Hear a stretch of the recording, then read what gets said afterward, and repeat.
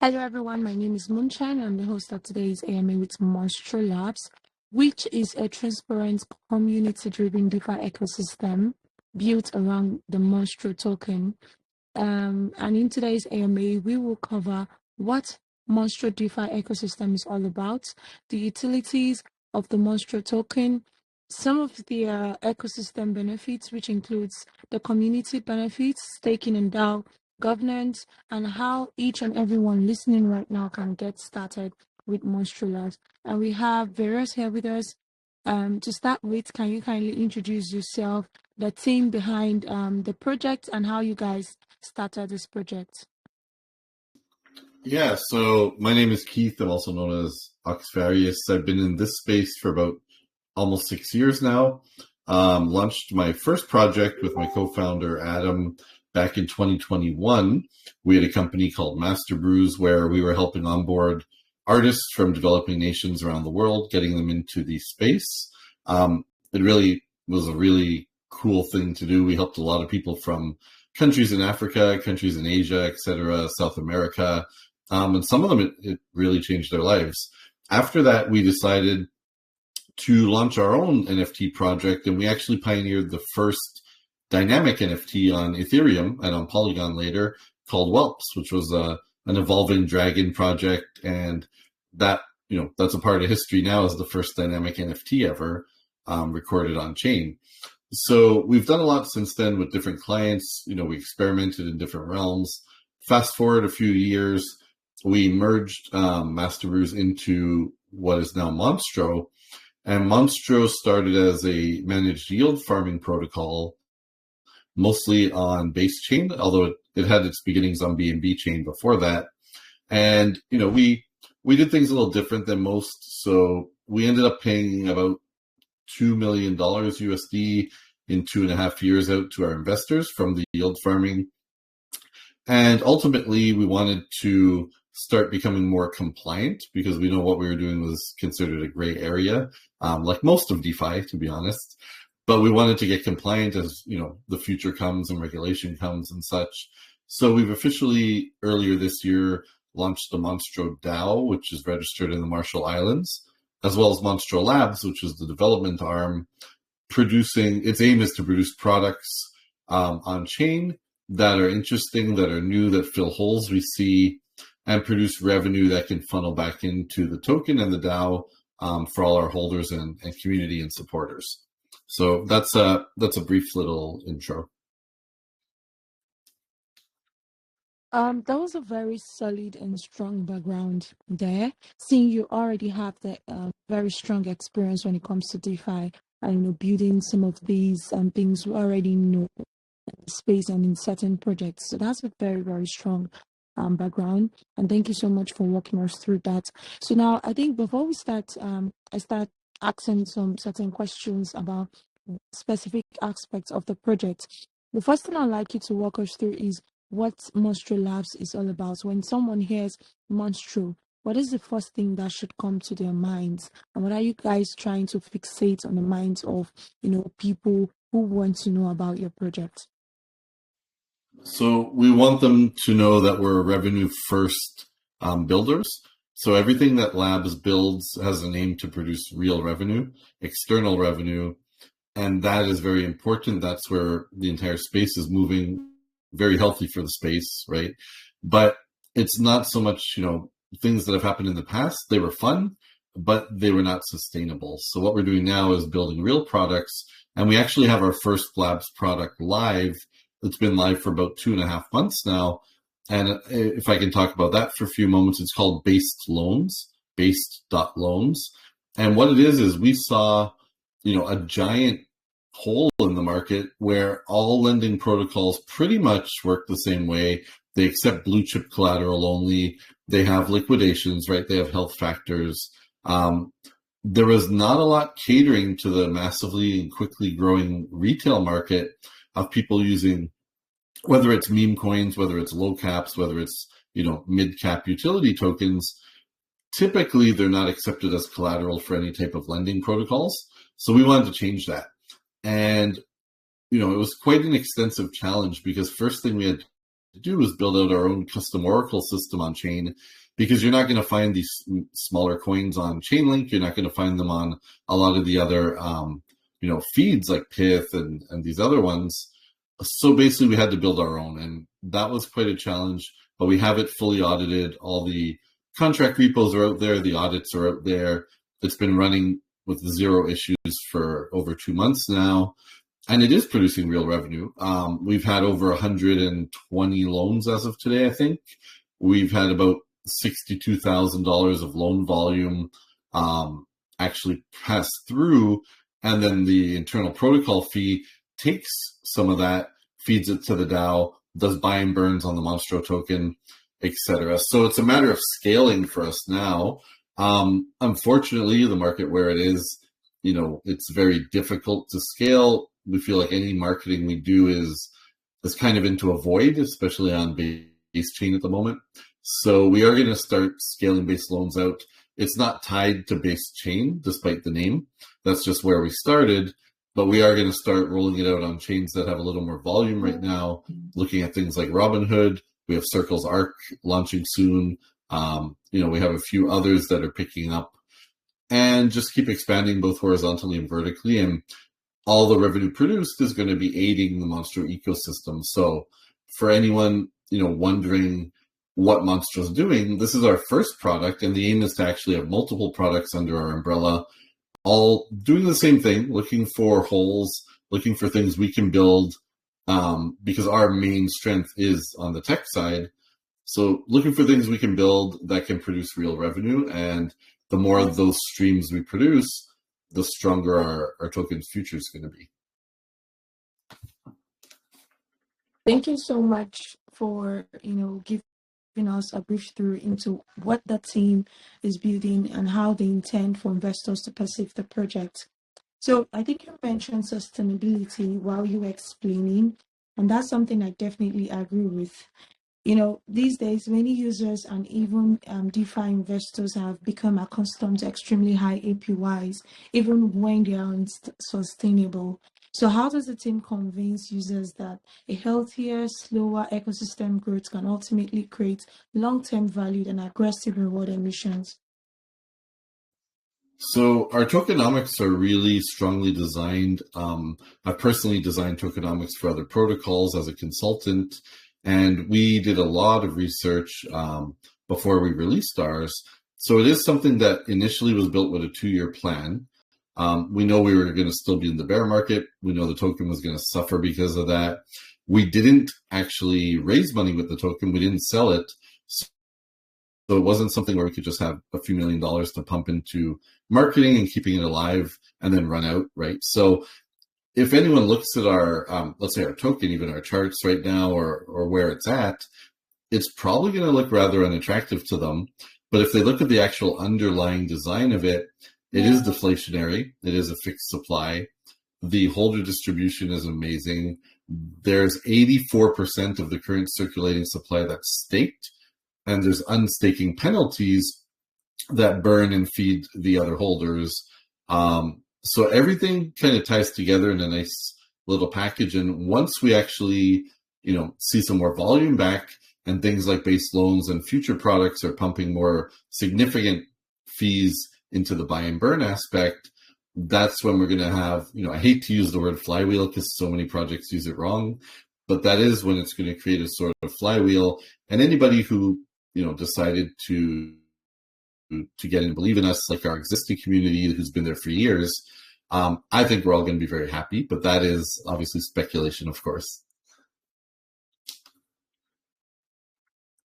Really quite interesting to see how the team has structured, the tokenomics and intending to build it in a way that it lasts for a long time. But you mentioned, building, the tokenomics was structured in a 2-year plan kind of way. So I just wanted to throw in a very quick question in there. So how long has it been now? Is it how many months? And is it something that is going to be adjusted over time, depending on how volatile the space is or how the project expands over time? Yeah, so we launched this token at the end of January this year. So I guess it's been about 6-7 months, right? We're just starting August. So yeah, it's essentially about a quarter into our initial plans. And that 2-year term, when I mentioned 2 years, that's about really getting all the supply into circulation. So it is a fairly aggressive emission schedule. We're not doing a 4-year plan like a lot of tokens do, or some do even 10-year plans I've seen at this point. We really want to get it all out there and get the deflation going strongly. We felt 2 years is good to build enough traction with our products. We also think 2 years hopefully brings us back into a little more bullish sentiment in the market. Of course, we could be wrong, right? We've been wrong many times, but that was kind of where the 2 years timeframe came from. Okay, that makes a lot of sense. 6 months now, that has been a while, and I guess you guys have come across several challenges and milestones within just this few months. And going back to the staking that you mentioned before, like having the staking penalty, which is something, you know, that would help with, those who would just come into the system and just leave immediately. But then I wanted to ask, many staking systems today unintentionally creates continuous sell pressure because rewards immediately enter circulation. How has Monstro's emission design attempted to balance rewarding long-term participants without undermining price stability? So we actually didn't mind that, we're looking for long-term holders. And of course, every system needs both. You need people trading and volume gets attention and whatnot in the attention economy we're stuck in. But we do really want to focus on our long-term holders, our long-term plans, the revenue aspects. So we don't really, if anyone's looking for quick flips, we're probably not the best token for that. And that's how our staking is designed, where the emissions are aggressive. There was a lot of selling since day one. Anyone looking at the charts will see, quite obviously there's a lot of emissions selling, very, very little to no principal selling, which is kind of what we want.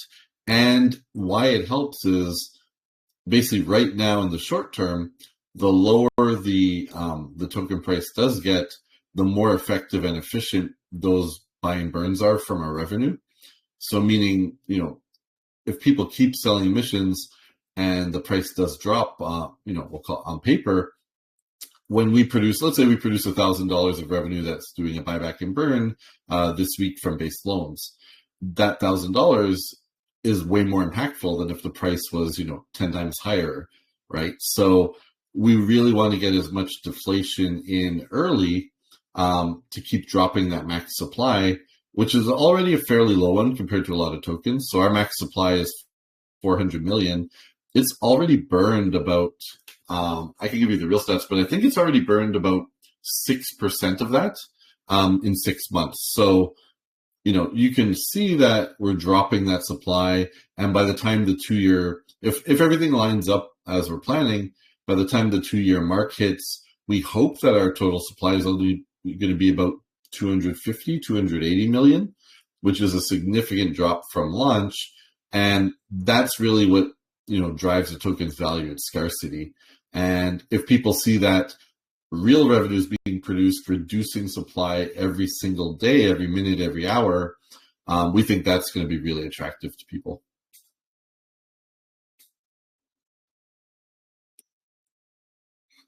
Thank you so much for answering that question. The next question I wanted to ask was about the governance, the DAO and the governance. I see that the voting power was expected to come from stakes Monstro. So, since token-weighted governance can sometimes favor large holders, are you, as the team, exploring mechanisms such as delegated voting, proposal thresholds, structures that encourage expertise rather than simply capital concentration? Yeah. So right now we have what we call the DAO Council, which we initially put a blend of our community as well as the original founders and team. We have 7 council members, and this is more for custody and the initial direction until we have the full DAO platform built out. We've started releasing pieces of it now. So for example, anyone in our Discord who is staking, we have a custom bot we built where they can just use the bot to verify themselves, get their DAO status, get their DAO role. One thing we did interesting versus other projects is we don't want people feeling it's unfair, meaning there's a threshold to be in the DAO. If you get it when the token was expensive and then the token drops a lot, it's not fair to you that someone else can get in, let's say 90% cheaper. So we really have a system that accommodates for that, accounts for that. I haven't seen it used by other DAOs, so I think it's pretty innovative. Maybe there are some, of course, because there's hundreds of DAOs out there. But that's one aspect. The next part of releasing our actual platform is going to just tie into this. And, there's plenty of platforms people can use right away, like Snapshot and whatnot, but they don't do much custom things that we'd like to do. And that's going to be probably something released in the next few months. There's no real urgency. We don't have a large war chest to manage, right? We didn't do a token raise. We didn't sell the token. The DAO was planning to build up some funds for marketing and some other things by selling some of its emissions. It does have a stake as well. But, we decided we're not going to sell any yet. And that'll be something in the future the DAO, the whole community can vote on, when and how much to sell and do it responsibly. So, yeah, as far as the DAO, the only other thing of note is it is a legal entity. It is registered in the Marshall Islands as Monstro DAO LLC. And what's cool about the Marshall Islands is they're a little more progressive than a lot of countries, and they're not just wrapping a Delaware LLC in a wrapper. They actually have policies and rules from their government catering to an on-chain, Web3 company. And what I mean by that is shareholders can actually be wallet addresses. They don't even need a name. They can be multi-sig addresses. There can be contract addresses included in your charter. So these are all things that are really interesting, and I'm sure more countries are going to expand on. But I would say we're one of the few that's taking advantage of them right now.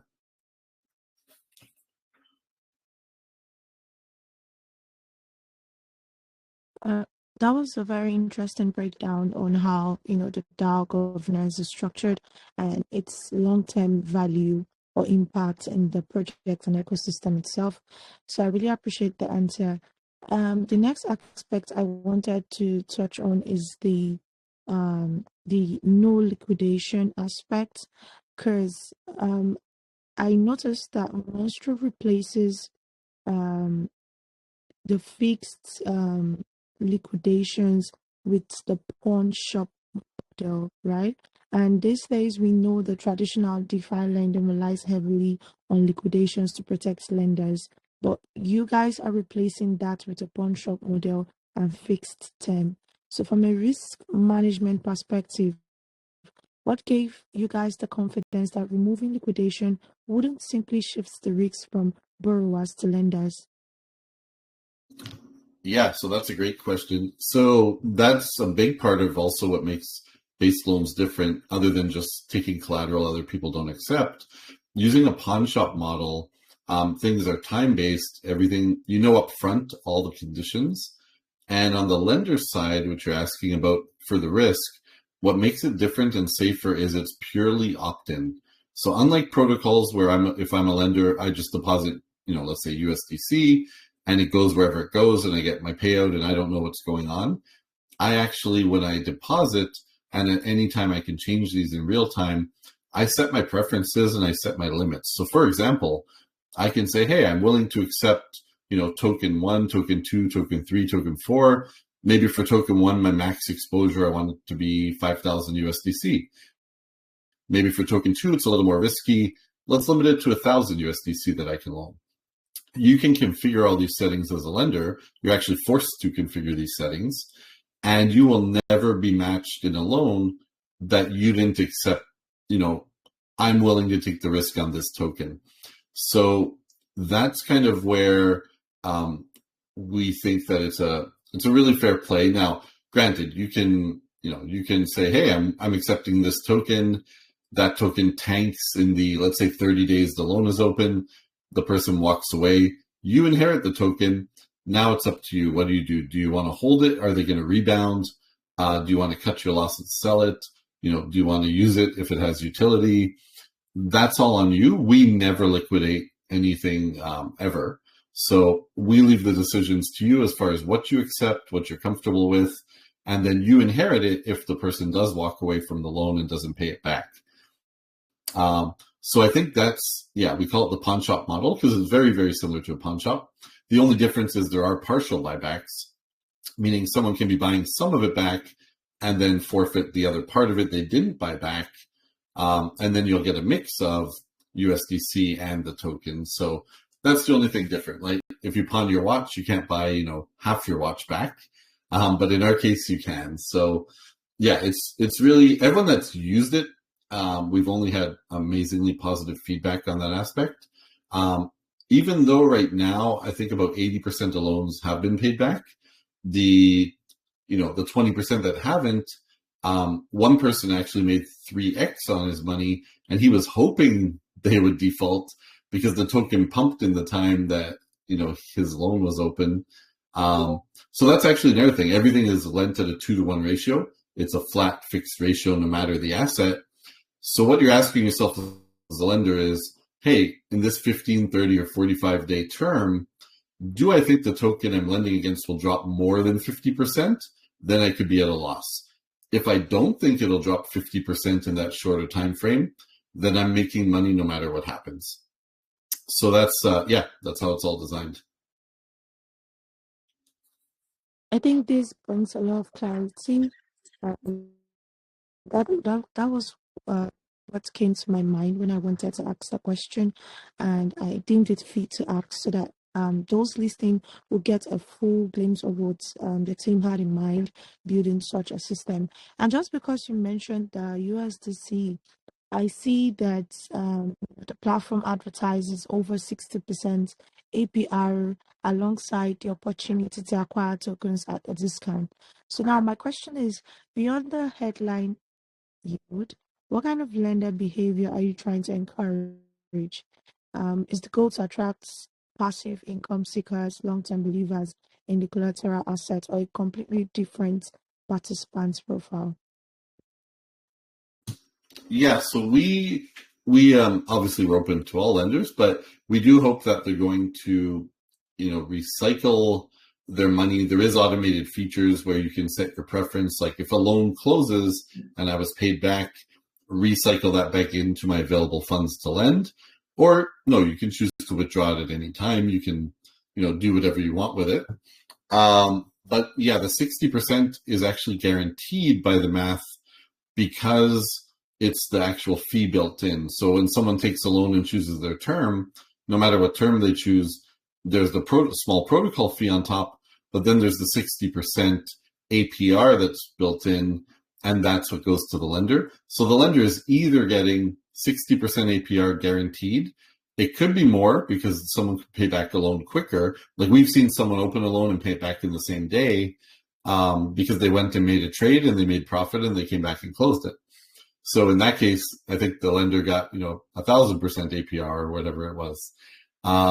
And the other side is, they get tokens they're accepting, they like the risk of at a discount to the market price because it's 50% off at the moment the loan is open. So we actually thought that this would be interesting for projects who do buybacks to be lenders, right, on their own token. They only accept their own token. And this is a way for them to amplify their buyback power if the person defaults. If the person does not default, then they make, 60% plus APR in USDC for their, let's say their treasury, their project treasury. So it's something where it's designed with a lot of different angles and people in mind. And whoever has used it has given us great feedback. The problem right now is that it is a slow time. Base chain activity is at I think an all-time low maybe, and convincing projects to just even give it a shot. It's very hard to reach people in this space right now. So that's kind of our biggest challenge is actually just awareness. Right. And since we are still at USDC, conversation, something that really piqued my interest in the document is the MUSDC, and I want to assume M stands for Monstro, right? And I see that the key mechanism around the MUSDC is the means hold redeem, of which it was also stated on the documents that more information will be given on how to means redeem and all of that in the nearest future. But even right now, users can still mint at a certain fee and even swap, right? So how does this tie in within the ecosystem, especially because as much as so many users would want to come in to earn incentives and all of that, you would want to keep the liquidity pool as rich as possible to be very strong to be able to sustain the whole ecosystem, considering that you still also have the Monstro token. Yeah, so what this is a form of, it was a solution to a problem we had with based loans, which was, what happens to idle funds? So let's say you deposit 10,000 USDC, and at the moment, maybe only 50% of it is out in active loans, right? Because there's only so much borrower interest in let's say, the tokens you are comfortable with. So you have 5,000 USDC in active loans making you money. Your other 5,000 you deposited is waiting to be matched. We don't like having money that's idle, not making money, right? No one should like that. So we designed MUSDC as something that we could integrate into based loans so that even if the APR is lower on it, it's something where, first of all, it can never drop. It's a vault. It's an ERC 40, I always forget the number, but 4262 vault. It can only appreciate. And due to that, it made the perfect thing to use for the idle fund. So we seamlessly, without people realizing, when you deposit USDC, it's being wrapped automatically, essentially minting MUSDC. It uses that to sit around the protocol and in the contracts. And when you take it out, you have the option to withdraw it as either normal USDC, which it'll unwrap, which is a redeem, or you can take it as MUSDC yourself. So the APR on it right now, the target was always going to be about 8% to 10% a year, which on USDC with no risk of a drop, is pretty solid, especially in the bear market. Right now, it's been out for about 4 months, and I believe the exchange rate is almost 1.04. So yeah, it has kind of suited almost 1% a month of appreciation. So even though the redeem fee is 0.0025%, usually that's covered in about a week. So, again, not a token for flippers, but if you do mint MUSDC, typically in about a week, you've already broken even. And that'll accelerate the more usage we get on base loans, because part of that base loan fee, we said part of it goes to Monstro buy and burn. A little part of it injects into the MUSDC vault as well. So it isn't just from mint and redeem fees. It does get a tiny injection from every single loan opened on based loans. And that, feeds the value even more. So our idea with it was to solve that problem. And as it grows, when it has a larger TVL, we do hope we can get other protocols to integrate it if they have an idle funds problem or if they see a purpose for it. And this will exponentially grow the appreciation. And maybe it can be something that does 15% APR per year with no risk of dropping. Maybe it can do 20% APR. Those would be fantastic numbers to start attracting a lot higher deposits. So yeah, that's what I can explain about it. It doesn't need a liquidity pool. Some people have set some up just to do arbitrage, but you can 100% always mint and redeem from our page, from the contract directly, because it's always backed. It's always over collateralized with the USDC in the contract itself. There's never a case where that money's gone, because we're not putting that USDC to work, which we thought about, but then there's risks, right? In case something happens and you lose it on another protocol, well, that's it. Your vault is screwed, your backing is screwed. So we didn't want to do that. So while we could amplify the APR, we chose not to. We chose to let it be fed from protocol fees and from the mint and redeem. And it's working exactly as designed. Anybody can check the page on our Monstro website. and just go under vaults MUSDC, and you'll be able to see all the statistics. You'll be able to see everything, the contracts, the audits, and everything related to it. Yeah, I appreciate that answer on that question. Really, thank you so much for clarifying that as well. Really appreciate. So, I think just a few more questions so we can get some community questions because I can see a lot in the text, and I'm sure we would also have some live questions in here. Could you walk us through what the roadmap looks like? What should we be expecting from the Monstro Lab team in the next coming months or weeks? Yeah, so right now we're still really focused on base loans, trying to add more types of collateral. That's kind of the base infrastructure we want to have. And so we've already added the ability to have, through custom adapters in our Oracle, we can now do escrowed tokens. So for example, we have one that we support that's getting loans called escrowed ALB, which is Alien Base. They're a DEX on base. So we can do that. We can do liquid staking tokens. We have a few of those. One of them is XLL stake, and there's a couple other protocols that have some. The next big one we want to tackle, and this could be, really big. We've spoken to teams like Uniswap and Aerodrome, and they're all very interested in ways for people to use concentrated liquidity positions, which they represent with NFTs, to be able to use those and not have to sell them as lending collateral. So this is what we're looking into. There's a lot more challenges with that type of position than there is with simple ERC20 tokens. But we do believe there's a couple of solutions we're looking at. If that, if we can get that done safely and securely, that's something we think there'll be a lot of interest in from a lot of DEXs who can push it on their users that, hey, you never need to sell your liquidity position again.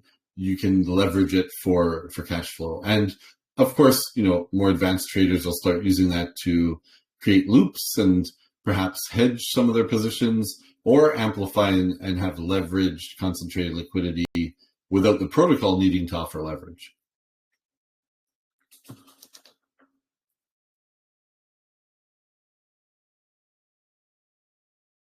Okay, thank you so much for walking us through that as well. So before I start getting some questions here from the community, is there something you felt hasn't been mentioned throughout our discussion and you'd just like to mention it before we get in some questions here? Yeah, so there's only one thing we introduced recently we haven't mentioned, which is it's another type of vault we call X Monstro. And the purpose behind X Monstro is for those who have a long-term vision, they don't plan to sell right now. The price is pretty low. We let them burn their Monstro to get X Monstro in a vault. It's a little bit similar to the MUSDC vault in a sense, but it gets its weekly injections of Monstro to build up the backing and appreciation from the DAO. So the DAO was spending a lot aggressively of emissions on different farm pools, on different DEXs, Alien Base, Aerodrome, Hydrax, etc. And these incentives were purely going to mercenary farmers. They were getting dumped immediately. So we pulled a lot of them back and we decided we're going to reroute them to our actual holders who, care about the project, care about the community. So we have this form of a vault, which basically can amplify the number of Monstro you have over time. And you can take it out whenever you want. Unlike staking, there's no penalties, there's no time frames involved. But every week we're injecting 400,000 Monstro now to the backing. So every week that you have X Monstro, it's redeemable for more and more Monstro over time. And by actually having this, the Monstro that's used to get the X Monstro is burned. And I think we've already burned 8 million Monstro through people who were minting the X Monstro. Sorry if that sounds complicated to people, but it's actually really simple on our page. You just have 2 buttons, mint, redeem. So you're effectively burning Monstro to mint one, waiting a period of time, redeeming it whenever you want for more than you put in. That's the essence of it.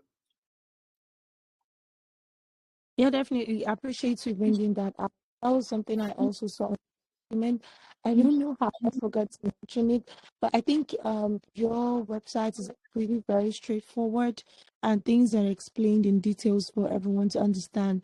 But just in case, I don't know if you guys already have such, but since you have like different aspects and components, probably if you have someone on the team who could make videos to explain this and it's being updated in the group, it would really be okay for people to understand better, not just reading through, especially those who can't stay focused for a very long time, because obviously the world is going visual and everyone just wants to watch things to understand better.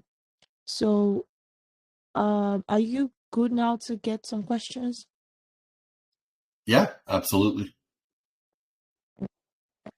Uh, Banky's ask a question. Yeah, I'm muted. You can go ahead with your question, please. Oh, thank you very much, Moonshine. Can you hear me? Hey, go ahead. Okay. I've been listening to OxVarius.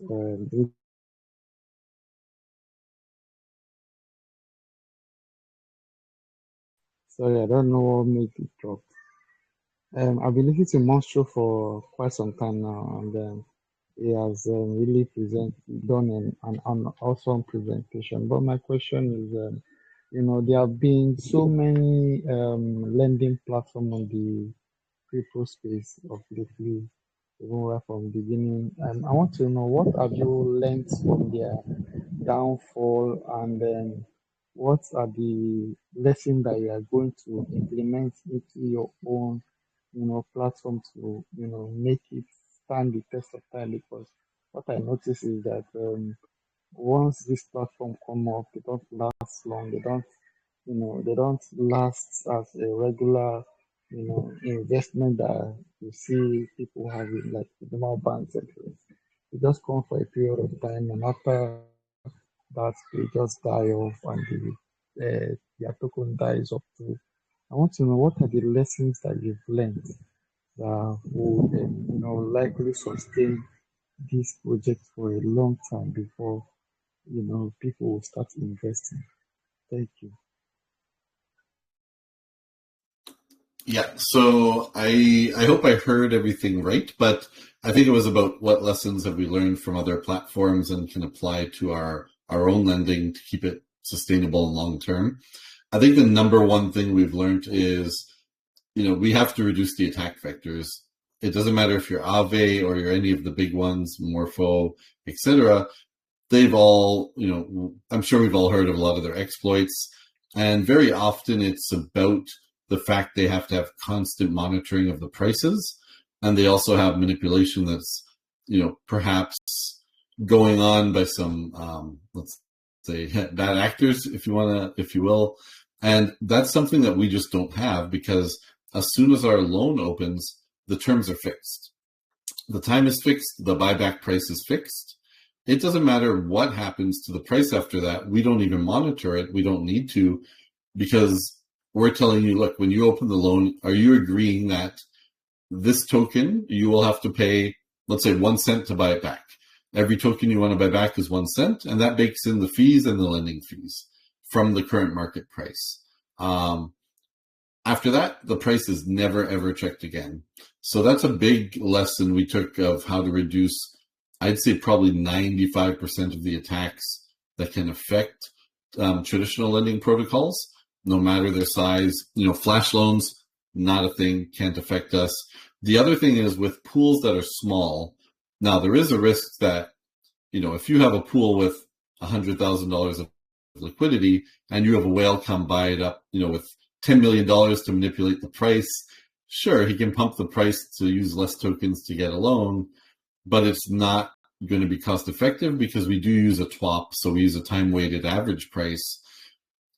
If that whale is risking his millions of dollars for, let's say, 60 minutes and risks everyone seeing that and selling on him, it's never going to be economically feasible for that type of attack to happen, even though technically, yes, small liquidity pools are at risk, just of, manipulating the price so you can open a loan with less actual tokens being paid. That's really the only thing that we can say is the attack vector. But again, it just doesn't make sense economically. Like there's no case we've seen where it would entice anybody to try, because they're also borrowing at half the value. So yeah, it's that's I think the number one lesson. The number two lesson is, yeah, people hate liquidations. Anybody who's been liquidated in trading, in lending, and anything else absolutely hates it. We don't do that. We let the lenders who inherit the tokens decide what they want to do with it. And then the third thing is control that we mentioned before. Most protocols just throw you in a shared pool, right? You're all in the same bucket. It doesn't matter if you don't like some of the tokens that are being lent against, or you think they're unsafe. You don't have a say in it. In our case, you customize everything. You control a lot as a lender. So yeah, I would say those are pretty much our three lessons. And, we have both ways to expand, which is more assets on the chain we're on, and then expanding to other chains. That's great that we can scale in both directions, horizontally and vertically. That's something that a lot of places don't have the ability to add new assets, because they only work with Chainlink. They're limited to what Chainlink accepts or lists in their feed. Or, they only take 10 blue chips. Maybe they'll take an 11th. Maybe they'll add 1 per year, 2 per year. We can add, we've added in 2.5 months, we've already added 100 assets. And we could add every asset almost, I'd say, tomorrow if we wanted to. We just spaced them out for marketing and having a nice slow pace, and not overwhelming lenders with too many choices all at once.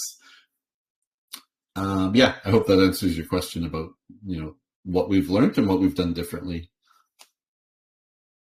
Yes, it answers my question, and I think we're only allowed to ask one question. Maybe I'll come to your channel to ask the remaining question. And thank you for answering my question, and good luck to your project. Thank you. Thanks a lot. And I will just mention, for anybody, our Telegram is usually pretty quiet. It's more like an echo chamber for announcements. I know we're on Telegram here, but our main community is in Discord, just to let people know. But more than happy to have you guys in Telegram, and we'll answer anybody's questions anytime. We're very very friendly, very online, very responsive. So Okay, I'll join on Discord then. Yeah, thank you so much, Benkis, for asking that question. Also, a very insightful answer from Monstro. So, a question in the chat here asks, what audit firm reviewed? Okay, before I even go ahead with the question, I think I saw in the document that you guys were audited by Hashlocks, if I'm correct. So, this person is asking, what audit firm reviewed the MUSDC ERC 4626 vault specifically, separate from the core token contract? yeah, so that was done by Hashlock as well, and it is on their audit page. I think it's hashlock.com/Monstro. There's different audits there. One was for the staking and the Monstro token. Then there was a larger audit for base loans, and then there was another audit for the MUSDC contract, just by itself, like isolated. Okay, I hope that answers your question, Alex. If you have more questions, kindly head to their Discord or Telegram. Another question here from, let me see, I'm trying to look through the questions. Okay, another question here from First Byte in the chat asks, what happens to unclaimed auto stake allocations after the claim window closes? Do they get burned or returned to Treasury? Yes. So basically, we allocated staking, positions to all our former communities, and we had different projects that were all merged together. So everyone was given kind of a fair reflection of what they had invested along the years with us. And we gave some of those projects that were more quiet or older, 6 months to claim, and some of them have 12 months to claim, the main Monstro ones, and another project we are helping, a recovery project called Lazarus Pit. So those folks still have time. The 6-month ones actually just expired on July 27th. And what happens there is the ones that went unclaimed, 50% of that was burnt, 25% was given to the DAO, and 25% was refilling the single staking emissions that everyone's earning right now. The same thing will happen on January 27th.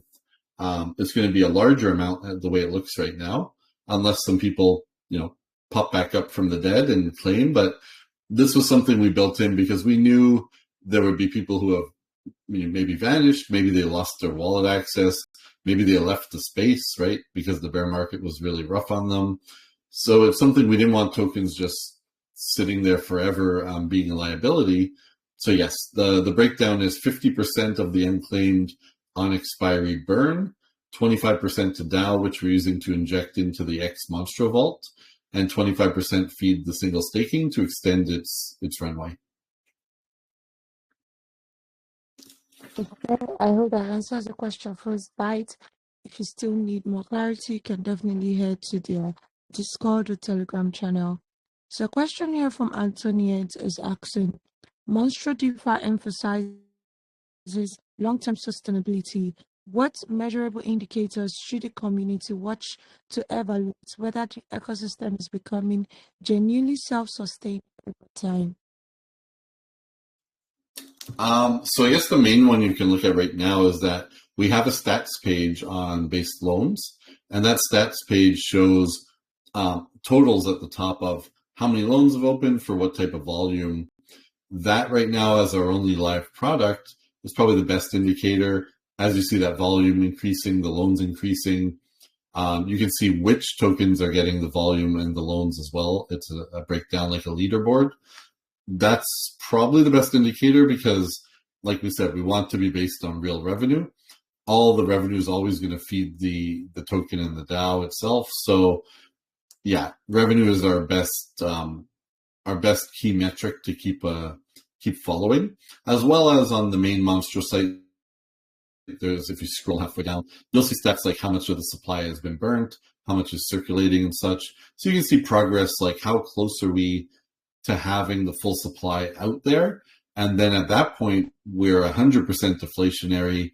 If no more is being released from the original supply, it's only dropping, and you can follow that burn number. So yeah, those would be the two metrics I would recommend. Again, I hope that answers your question, Antoinette. Thanks for throwing in that question.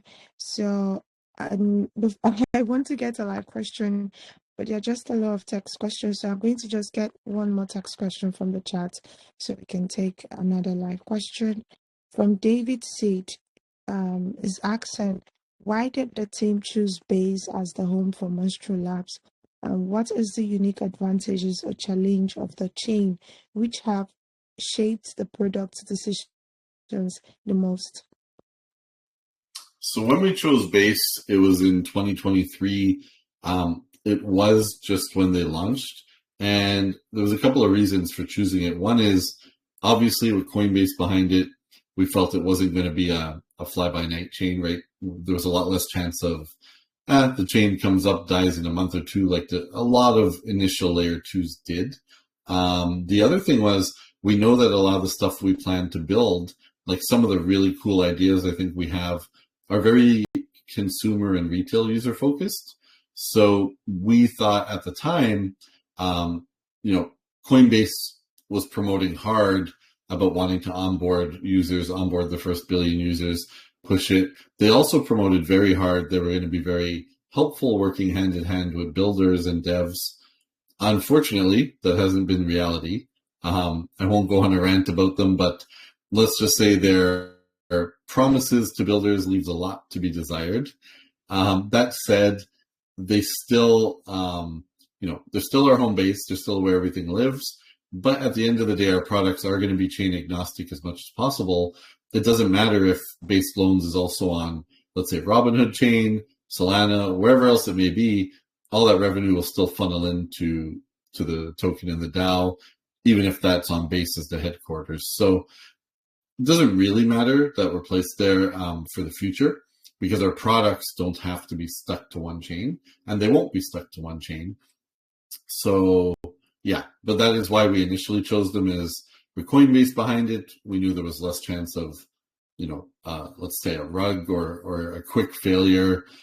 They obviously have the funds to last as long as they want to last. And yeah, we bought into their promises to really, really support builders on the chain. And yeah, that can be improved. Okay, thank you so much for answering that question, and I hope that answered the question. Thank you for answering that question.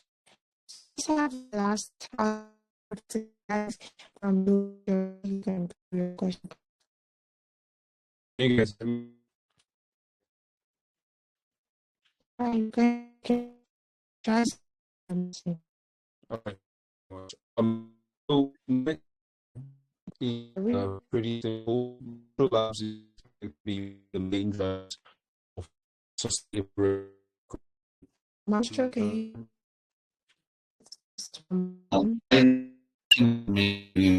Really, so I think you I can meet you. Are you hearing me, Monstro? I think God is on top. sorry, I'm also not hear you anymore. It's very choppy, extremely choppy.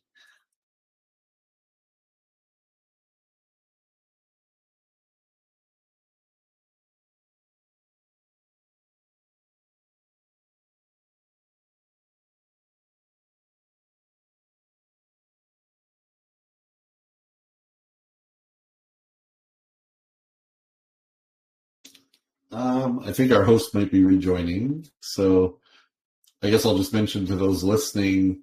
Oh, are you back? Sorry. I don't know what happened. Did Jordan blow me off Telegram? So Jordan, try speaking. Let's see if we can hear your question. All right, thank you very much. I do hope you guys can hear me clearly now. Now I can hear you perfect. All right, thank you very much. Sorry so much for the hiccups there. So my question is going to be about the Monstro Labs. Obviously, we know that it's expected to be one of the main drivers of sustainable revenue for the ecosystem. When you launch a new product, what financial and performance metrics do you use to decide if it's truly successful and it's worth continuing to invest? For example, do you focus more on the revenue generated, the active users, or the TVLs, maybe the profitability or something like that, maybe on the long-term value for Monstro ecosystem? At what point would you decide this is something that we're going to discontinue, or is something that we're going to improve upon?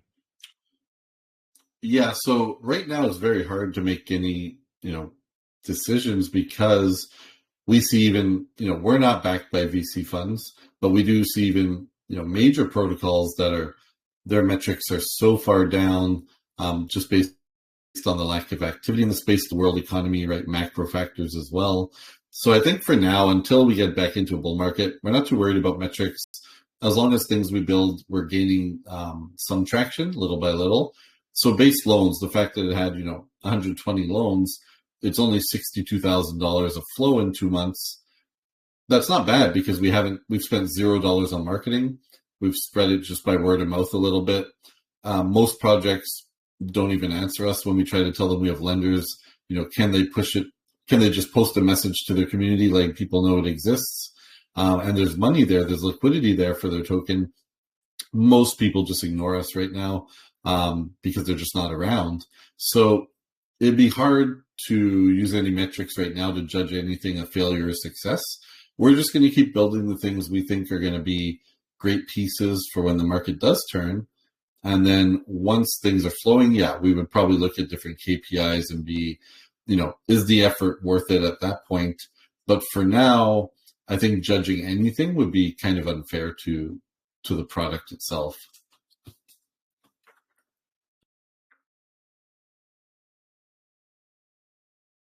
All right.